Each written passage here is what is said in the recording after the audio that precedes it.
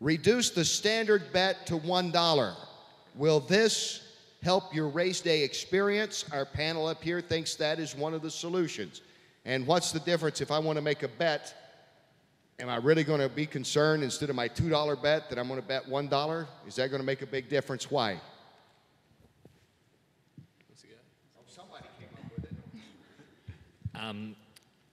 From an international perspective, they recently tried to introduce a minimum bet of $3 in New South Wales in Australia.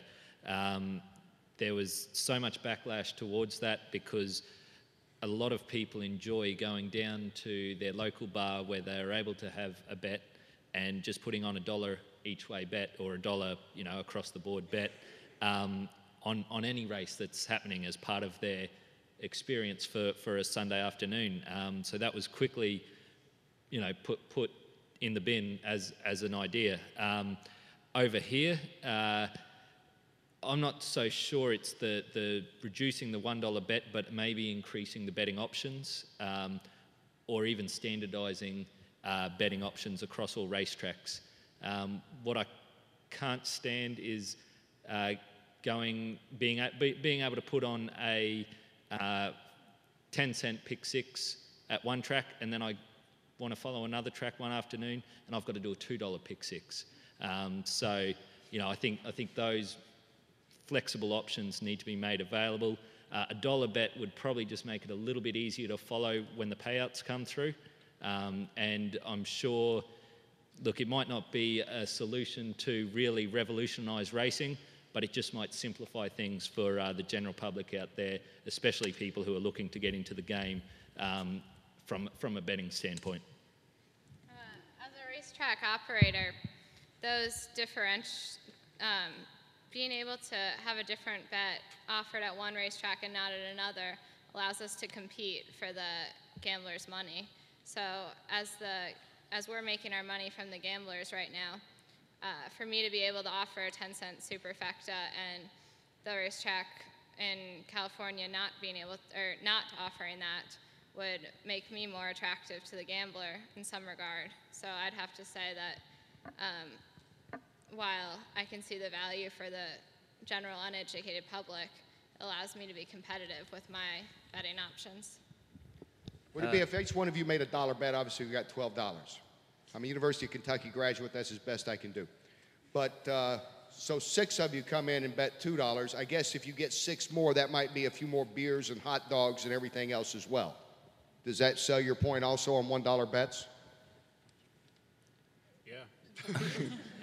I guess also on betting options, I agree with Michael that there needs to be a little bit more flexibility in the way you can place a bet, especially in the multis pools. I know back in Australia we can bet as a percentage, and I think that'd be a great option over here if you wanted to bet just your $10 and take a lot of options in the bet. You can just take your 10% of the payout. I think it would allow a lot more people to have a bet. And this isn't really from a Breeders' Cup or NTRA perspective, it's more just a honest sort of horse player's perspective. I think the reason we probably came up with a $1 bet is that, the majority of the time when you go to lay a bet, it's not just, a one win, it's like a win player show or something. And say for a new time player, if it's like a difference, that means a difference between $3 being bet or $6, and it's kind of, like you say, or if you put on like a box trifecta or something, or a box superfecta, it's going to start adding up quite quickly. Like you say, people spend a lot of money just at buying cheap lottery tickets, and so I think the more minimum the bet is, the more like people are willing to just chuck away that extra money. All right, $1 bets group, do you agree that would be a solution, or anybody have anything else to say? Let's take the vote on it. They're ready to vote. $1 bets, is that a good idea?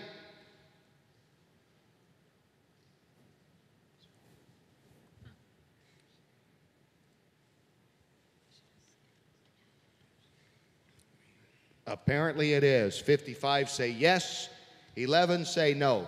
Great job again. You guys are, I think all except one, you've hit all your solutions so far. Overhaul the U.S. parimutuel legislation. And that would be for what reason? I guess, as I said earlier, that I believe the distribution model is sort of upside down, the way that there's no incentive for a track to put on the entertainment. They lose money. There should be more incentive for them to put it on, gaining more money from wagering. Also, in terms of legislation, I think that the legislation should be relaxed a little bit more, that allows more betting options around the city, or the options of maybe, I know in Virginia they have betting kiosks in bars and restaurants. It's just another option for the industry to gain money and compete with the ADWs. Yeah, as I spoke about earlier, from wagering, ADW, betting exchange perspective, I think one of the major issues with the pari-mutuel model right now is source market fees, and the fact that in general, the larger tracks tend to sort of subsidize the smaller tracks through source market fees. It's not really a free market when you have subsidies like that. But I just think finding a way to get rid of them is the difficult part. To my understanding, the reason that they exist is because the state legislatures in the states with the smaller tracks force ADWs to pay the local tracks in that state a source market fee as a condition of being able to take wagers from customers in that state. So, I mean, if an ADW doesn't pay source market fees to local tracks in that state, eventually taking wagers from customers in that state won't be legal. So I just think it's something that ideally it would be great if it could be done, but getting it done, because the states have so much power instead of the federal government, I think it's quite difficult. And I guess another couple of things regarding the pari-mutuel model would be takeout, obviously, a big issue right now. And I think that where we are right now at 20% is possibly above our optimal takeout level. Obviously, the goal is to maximize revenue. And so if we can decrease takeout by a few percentage points to 17%, 16%, say, if that increases overall handle by enough to offset the decrease in takeout, then we'll increase our overall revenue. So I think we need to look at doing that and seeing, trying to figure out what the optimal price point is for takeout.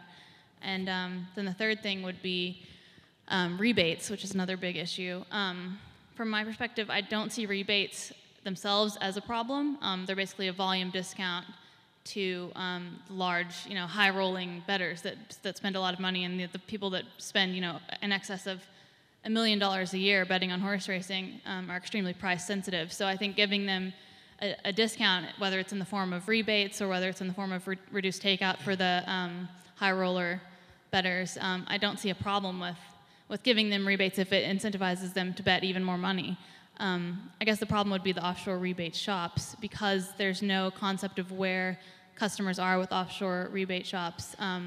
Those rebate shops don't have to pay source market fees, so they're giving less money back to the industry, and I think that's the major problem with them. Finding a way to bring the offshore customers to domestic ADWs would be quite difficult, but that's something that we need to try to work on and give tracks and ADWs a way to work together in order to try to bring the offshore customers back domestically, and then find a way to give them an optimal rebate that will encourage them to wager more money at the high end. Okay, from a Breeders' Cup and NTRA perspective, and just from a general marketing perspective for the USA industry, we've been talking about this a bit, but I want to keep going on it because I think that I feel this is the most pertinent and most important, perhaps the most biggest reaching, far-reaching solution that we could offer actually to the US racing industry at the moment. And it is to deal on a federal level with, first of all, rebates, source fees, and then what I think is actually the most crucial of all three is the Interstate Horse Racing Act.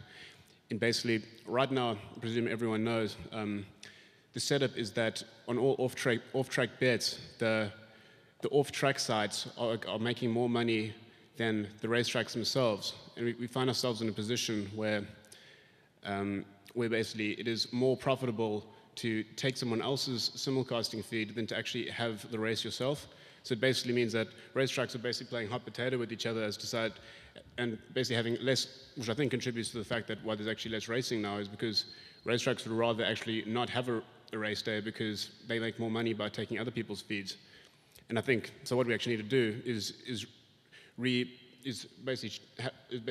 the way to change this is to lobby the government and to change it at a federal level, the Interstate Horse Racing Act, so that the racetrack that hosts the event is going to make the most money. And I feel this is going to basically incentivize racetracks to, first of all, it's going to give racetracks more money, and then also incentivize them to actually want to market their own product.